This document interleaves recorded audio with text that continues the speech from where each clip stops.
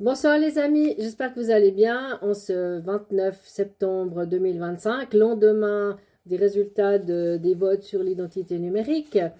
Un petit peu dur aujourd'hui de digérer ces résultats, surtout que tout était suspense jusqu'à la dernière minute.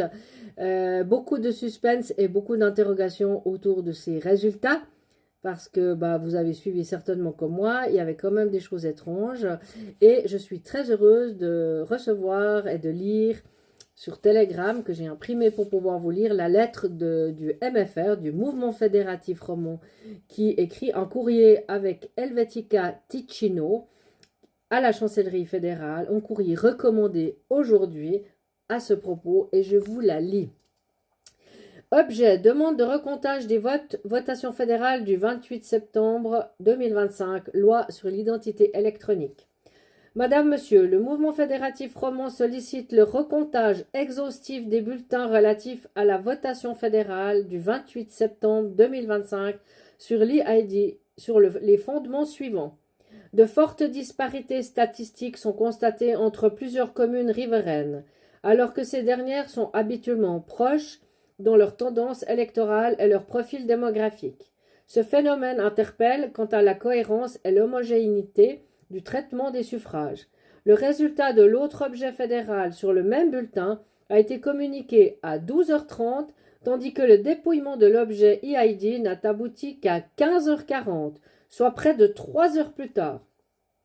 Ce retard est inhabituel et n'a pas été expliqué publiquement, laissant présumer d'éventuels problèmes techniques ou de complexité accrue dans la gestion des scrutins.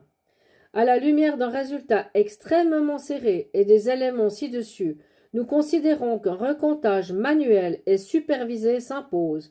Nous demandons formellement la suspension de la validation officielle du résultat sur l'EID, l'organisation d'un recomptage intégral dans tous les cantons ayant présenté des écarts atypiques ou des retards de publication, la présence d'observations indépendantes pour garantir la transparence.